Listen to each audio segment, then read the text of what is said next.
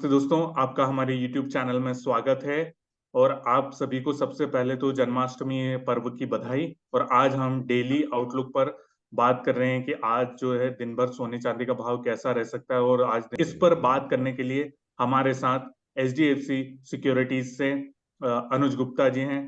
अनुज जी, आपका हमारे शो में स्वागत है। कौन सी चीजों को या कौन से इवेंट पर आज हमें नजर रखनी चाहिए जो सोने चांदी के भाव को इम्पैक्ट कर सकते हैं, उनको प्रभावित कर सकते हैं? जी नमस्कार। देखिए, कल हमने गोल्ड के प्राइस में अच्छा खासा मोमेंटम देखा।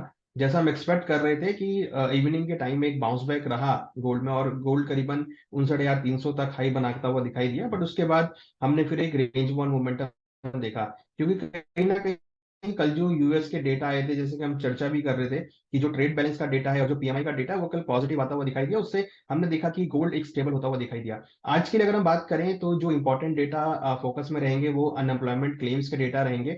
दूसरी तरफ क्रूड ऑयल इन्वेंट्री है जो कि काफी फोकस में रहेगी।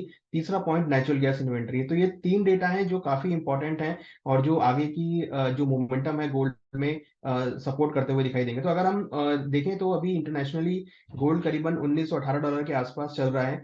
डॉलर इंडेक्स की अगर बात करें तो 104.80 के आसपास चल रहा है। तो वहां पर भी हमने एक रेंज बाउंड मोमेंटम देखा है। तो ओवरऑल अगर देखें तो कहीं ना कहीं थोड़ा सा एक हॉकिश स्टेटमेंट फेड की तरफ से एक्सपेक्टेड है, जिससे हमने देखा है कि डॉलर इंडेक्स में एक तेजी बनती हुई दिखाई दी है। और उसके चलते हमने देखा है कि गोल्ड कहीं ना कहीं जो हम पिछले हफ्ते एक तेजी देख रहे थे, तो वो उस तेजी पर ब्रेक लगता हुआ दिखाई दिया है। अगला सवाल पूछने से पहले मैं एक दर्शकों को छोटी सी जानकारी दे दूं कि ये जो आप मेरे पीछे लोगोस देख रहे हैं, गोल्ड प्राइस टुडे हमारी वेबसाइट है जिस पे आप रोजाना सोने चांदी के भाव चेक कर सकते हैं और सारे एक्सपर्ट्स के व्यू वहां आपको मिलते हैं।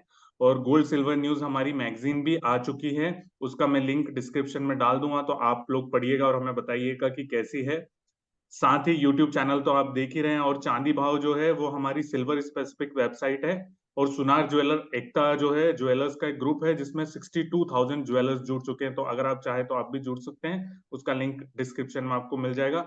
अनुज भाई, तो आगे की अगर बात करें तो आज कैसा भाव रह सकता है, क्योंकि शाम को अनएम्प्लॉयमेंट जो क्लेम है उसका डेटा आ सकता है, तो क्या वो इम्पैक्ट करेगा? कैसा आप दिन भर एक्सपेक्ट कर रहे हैं?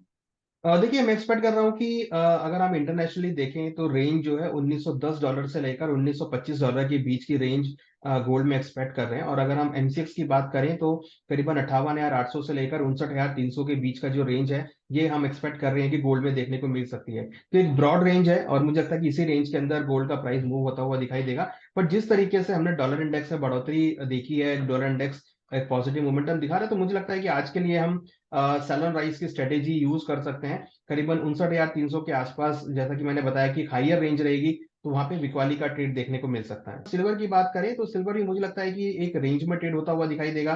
रेंज अगर हम सिल्वर की बात करें तो नीचे करीबन 71,000 के आसपास और ऊपर में करीबन 73,500। तो 71,000 से लेकर 73,500 के बीच का रेंज चांदी में रहेगा। तो ओवरऑल मुझे लगता है कि मार्केट एक रेंज बाउंड रहेगा अभी, क्योंकि फेस्टिवल सीजन अभी थोड़ा सा दूर है। फेस्टिवल सीजन की डिमांड आती हुई दिखाई देगी, तो हम एक रेंज बाउंड मोमेंटम देखेंगे।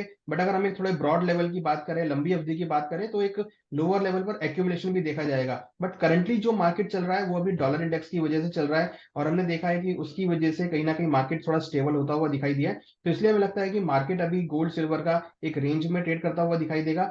सपोर्ट रेजिस्टेंस लेवल का ध्यान रखें और उन लेवल्स के बीच में ट्रेडिंग स्ट्रेटेजी बना सकते हैं।